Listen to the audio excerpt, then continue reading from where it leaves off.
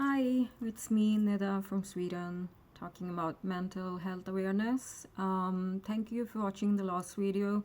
Even if it was like 10, 11 views, I am doing my best. Like, even if I could help one person, that will be more than enough for me, and that's what's keeping me going.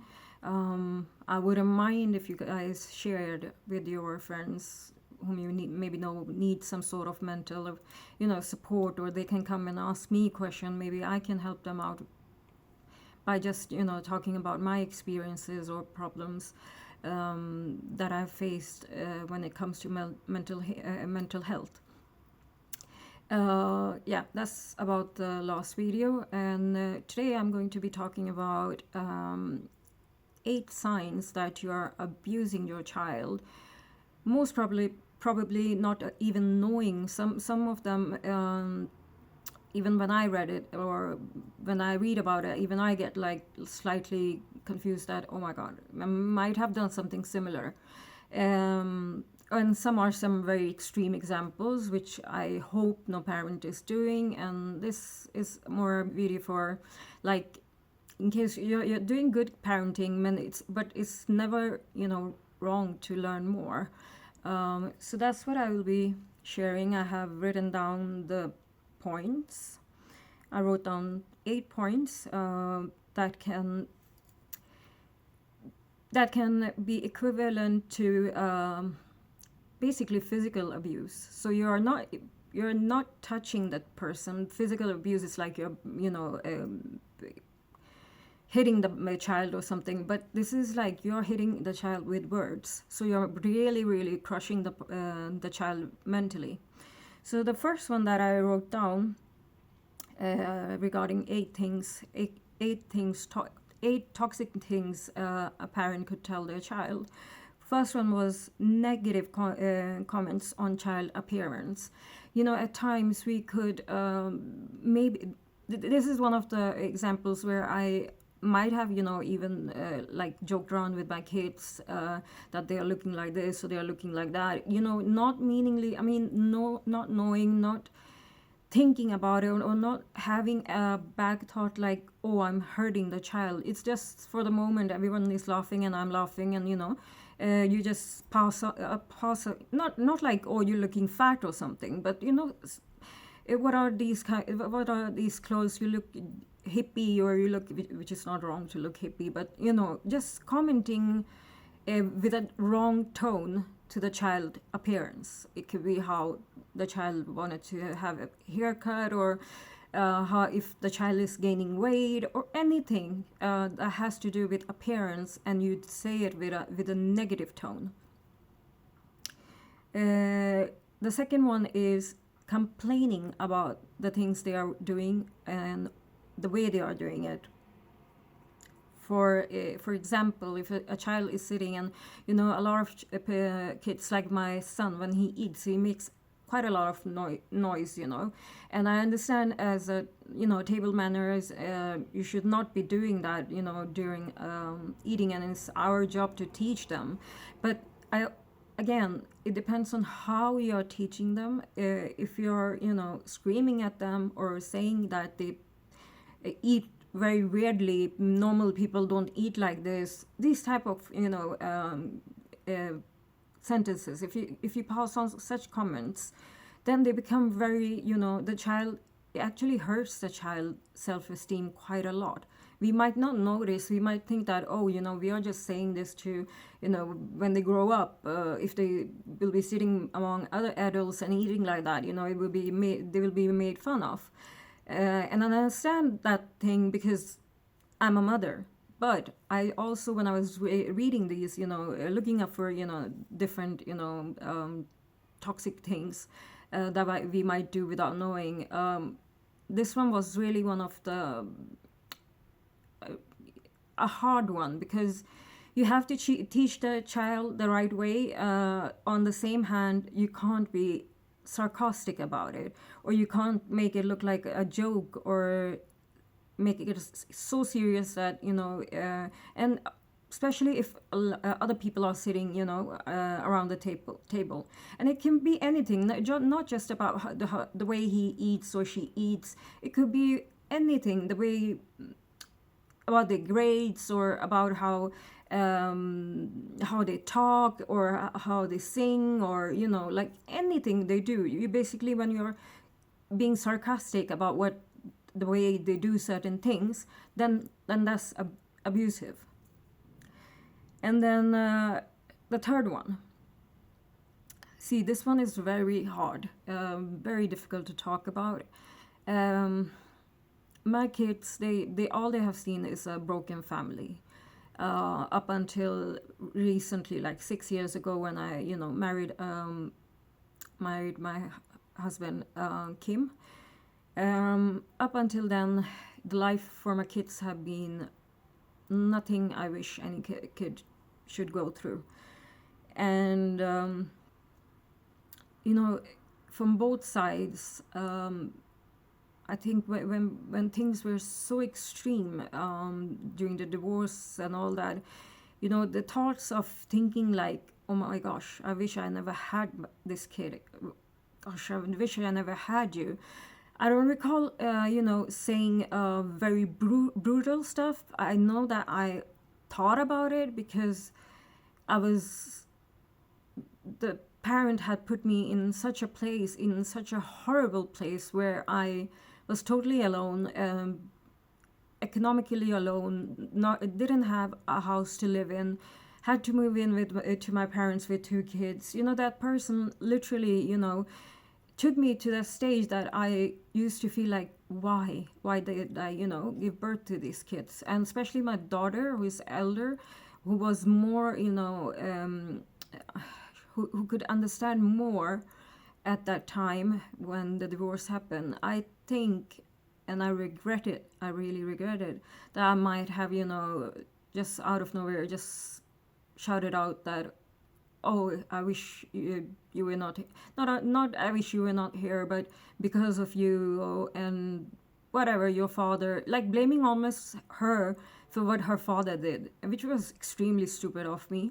But in the moment of heat, when you are very, very emotional, of course I have, asked for her forgiveness, and she has forgiven me, and I've explained exactly what I meant, why I was saying something like that, to what level I was hurt, so she could. But it still does not justify that I said it. So yeah, it's my fault. I did it. I agree on it. And as long as you accept your faults, and you tell your children that, yeah, I did a mistake, at least they will. I don't know if it can wipe out the memory, but at least when they think about that moment, they might be thinking as well what the other stuff I told, that why did mommy, go to that level and say things. So yeah, it's, do not, shout out selfish. Think it thrice, and just say it inside you, in case if you're so much frustrated that you're for a moment feeling like, oh my god, why did I, get kids, and yeah, and that. But do your best that the kids don't get to the kids, because it's another way of abusing them, destroying their self-esteem. Like, how will you feel when your parent says they wish you weren't there? Like, you are literally shattering everything, the love they have for the mom or the dad. And they obviously, kids first, the first 2 persons that kids understand that I'm important to is my parents. And if parents start saying that, we wish you weren't here, then basically you're just destroying their whole, concept of life. And yeah, this is also something, point 4 is very, very similar to what we just talked about. This is more like, it is again selfish comments, but it's and it again is something that you're making your child feel like unwanted. That's when you the example here is then given like making them feel like a burden, and that could be like, oh, it costs so much to have you, and um, let me just read what I wrote so I don't miss anything. That your expenses are too much. Yeah. Let me say this one in a better way. I think I'm mixing up the point 3 and 4, but the difference between point 4 is when you are telling your child that you cost so much, or you are commenting about how much we need to buy for you and all the expenses and all that. When we do that, I mean, to an extreme level, of course, a little bit you have to tell your child that your child has to know that things cost, and you don't get money on the trees. So of course you have to explain it to them in a nice way, but not in a way where it gets like that they literally get scared of asking you for something or wishing for something, because that will lead to them being so silent about what they're wishing and wanting something so badly. They might go into the criminal world and start stealing, and that actually I have seen in my childhood as well. My friends who have been in those situations where basically what they did was just steal. Even my daughter has told me about situations where her friends have gotten into a shop and picked up clothes and expensive clothes and just ran out of there. And that is one of the reasons I have chosen to give my teenage daughter a proper amount of monthly. Sorry, I'm mixing Swedish as well here. This is what happens when you speak 3-4 languages.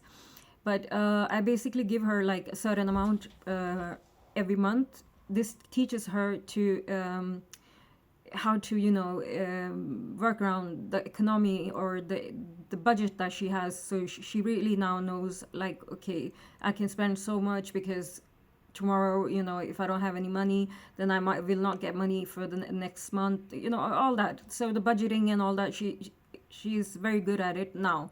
Instead of before, when she used to ask me, neither did I have any account on how much I'm giving, and neither did she have account of how much I'm giving her. But now when it's decided amount, she feels more responsible, and she shops more responsibly. I just have to fumble. Yeah. So now she's more cautious about her money. Which also does is what it also does is, like, I have worked in supermarkets as well, and I have as a cashier, and I've seen, oh my God, kids right and left just stealing sweets. They come with the kids that do have money, and when they see the kids who have money buying something sweet or a chocolate or something, or drink or soda or something, they want it too, because they are children. Kids are kids. They want it also. They don't understand why they are not getting it, and that way a lot of kids end up stealing.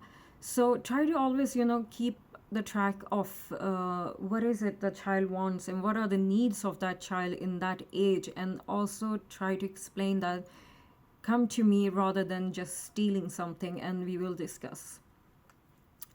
So that was the point 4, which merged up a bit with point 3.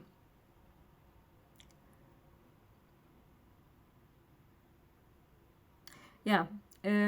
Number 5. It's a very common one. I think a lot of people do it. My parents have done it, and as a child, I used to literally hate it. That we, even me, not so often, because this was something I really used to hate. So I normally didn't do it, as I haven't done it.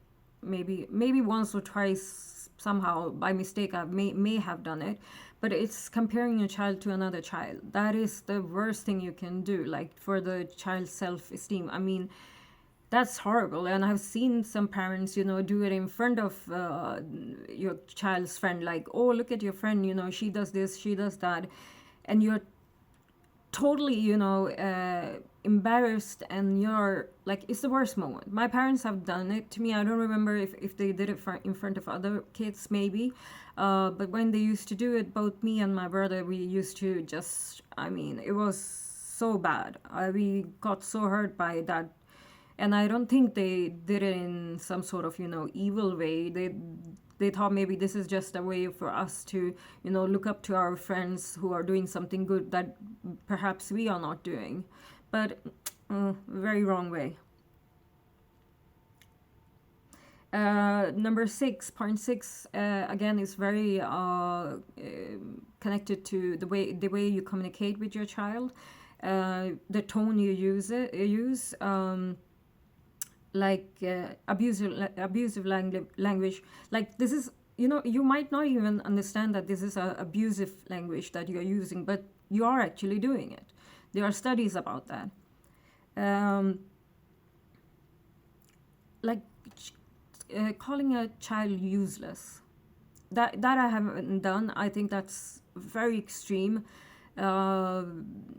I don't even think my parents have done, but I know that people do, just bluntly just call out that, oh, you're so useless, you can't even do this right, you can't even do that right, you're 10 years old and you can't even do this. And that is being abusive, even if it doesn't feel like it.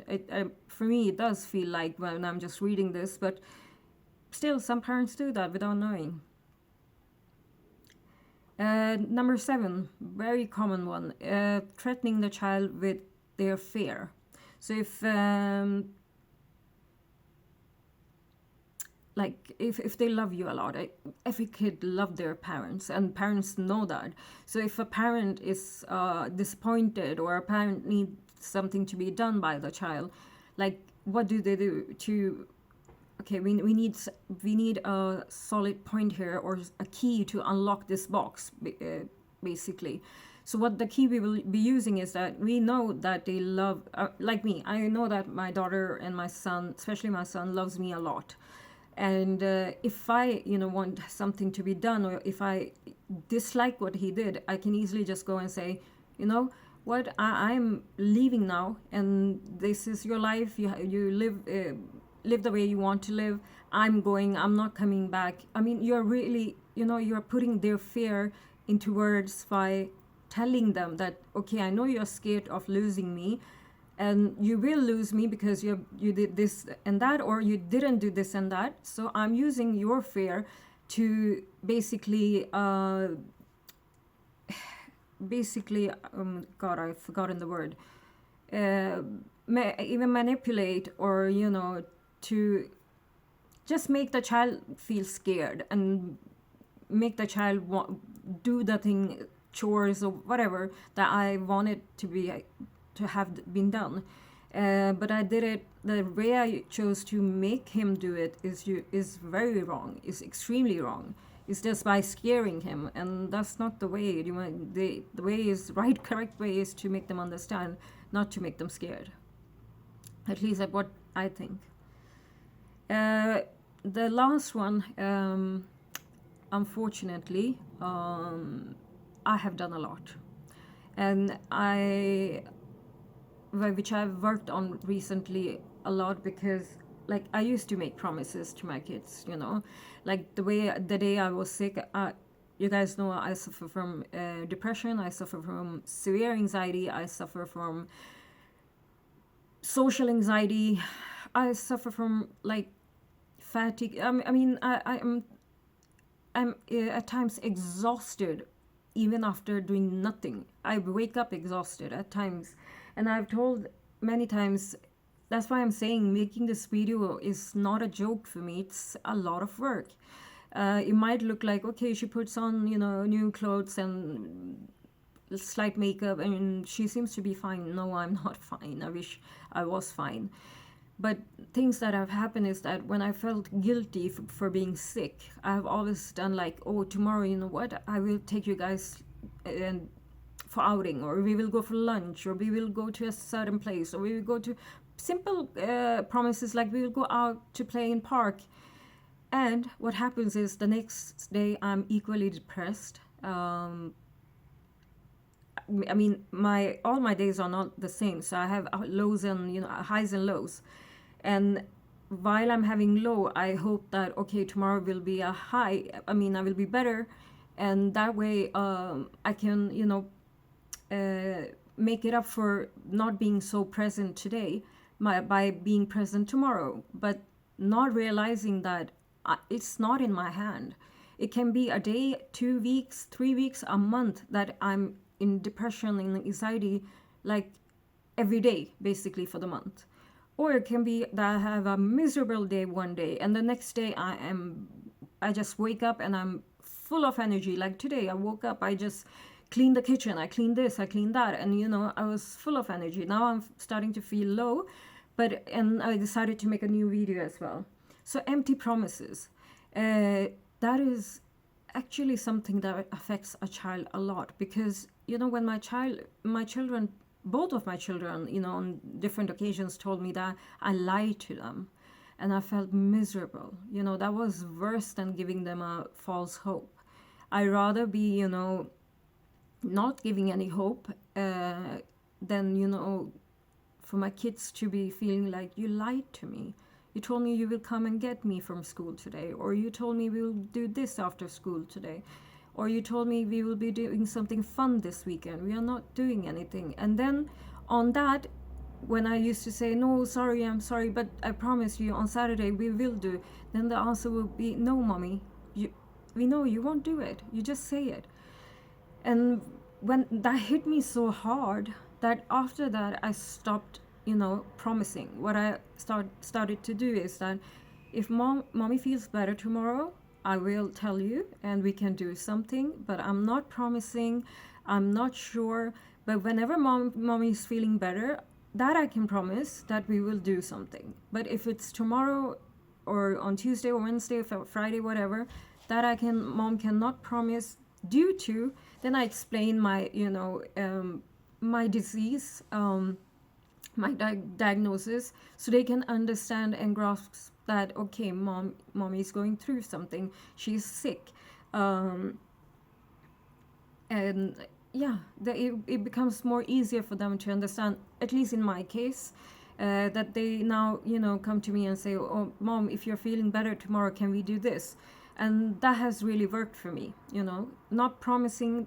Empty promises is something your kid will stop trusting you. Then it won't be only about promises, there will be other stuff. If you can't keep a promise, then whatever you are trying to teach them, how can they know that this is the truth? How do they know that this is something to believe when it's impossible to believe on your promises?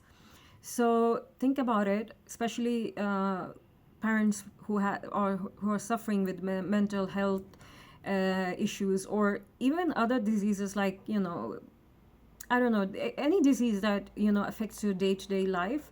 Be very open with your kids and do not make any empty wishes. So that was my 8 toxic things that you can tell as a parent to a kid. I hope it can be helpful. I personally thought it made me rethink, and I will be thinking twice before uttering something to my kid. So I hope you like this video. Please give a like, subscribe, leave a comment, do something, so I know that whatever I'm doing, someone out there is watching and appreciating. Have a nice day, and I love you lots, lots, and lots.